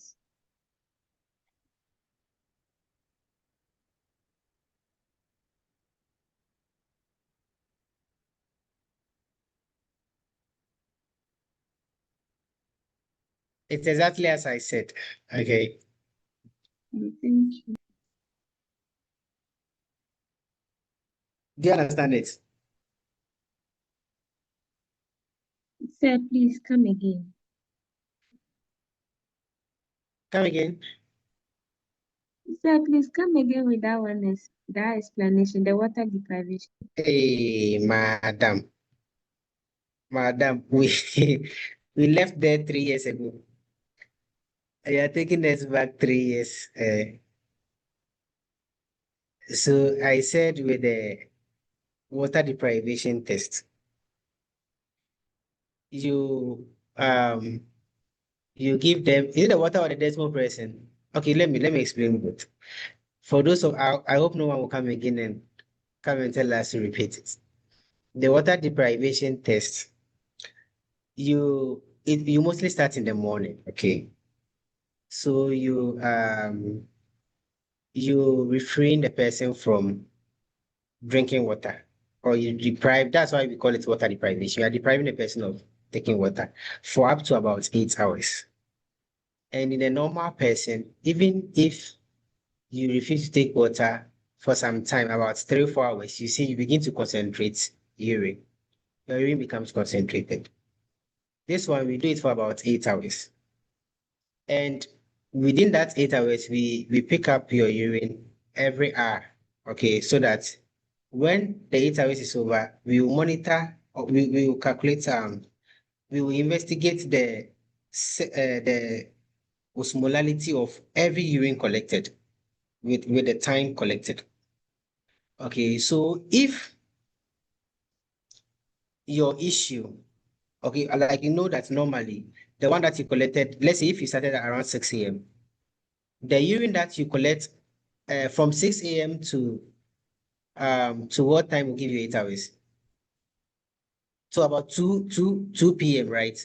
From 6 a.m. Yes. to 2 p.m. will give you 8 hours. So you expect that the urine you collect at 8 a.m. should be more dilute than the urine that you collect at 2 p.m. 2 p.m. should be concentrated, because the more you go, the urine should be concentrated. So when we check all of that and we see that it has not concentrated and it's the safety, then we can confirm that yes, you have DI. Okay, if the concentrations gets better, it means the osmolalities also increase. Okay, and that means you don't have any issue with DI. But if it doesn't get concentrated, it means you have DI. Then the desmopressin challenge test. That one, you do the water deprivation test first. It begins from that point. After you've deprived the person of water for about 8 hours, then you give the drug. Okay, you give the drug. Then you monitor the person for additional hours and see if after giving the drug, the person begins to concentrate urine. Okay, I hope the words I'm using, we all understand. If after giving the desmopressin, the person begins to concentrate urine, then that means that the drug is working actually. And that means the issue could be coming from, look at this side, which means the issue can be coming from the brain, that's central DI. Okay. And when that happens, you see, if the drug is working, it means the plenty urine that the patient is producing will go down. And because it's being concentrated, the urine osmolality to go up. Okay. But when you give the drug and nothing happens, the person still produces free water, okay, like free urine. That means that the issue is not with the brain, okay? The issue is with the kidneys themselves. And that is the nephrogenic cause. And for that matter, we have to use a different approach. You can't give the small person. You have to use another drug, like another ways. And I think we talked about the management. Look at how we treat the nephrogenic DI. You see, you don't have decimal pressing here. So we have their own ways of treating them. Did you hear all of that?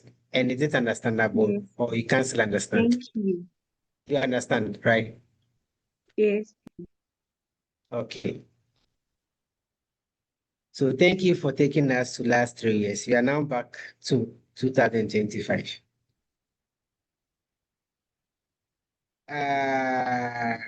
What question were we? This one, I've already showed the answer. Can someone help us? Okay. A nurse is educating a client newly diagnosed with nephrogenic DI. Which statement by the client indicates a need for further teaching? 1. I should drink fluids regularly to stay hydrated. 2. I will take my desmopressin as prescribed every day. 3. My doctor may prescribe a water pill to help my condition. 4. I will try to avoid foods high in sodium. So what's the answer?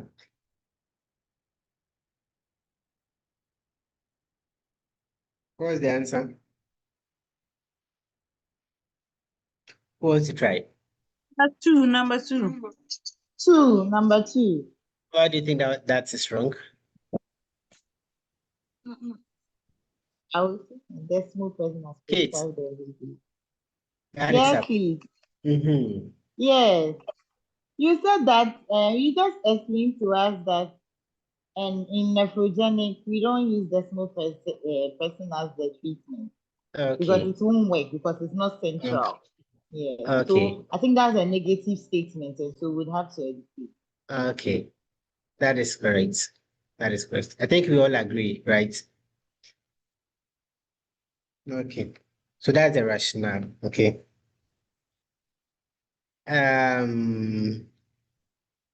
So I thought we could go a bit further, okay? I wanted to do a nice presentation on this one too. Coronary artery bypass graft and percutaneous coronary intervention. The difference is very easy. I wanted to show you something here. You know, it's also a hotspot. I mean, one of the hotspots on the Nclex, but because of our time. So thank you all for coming. Okay. Forward the slides.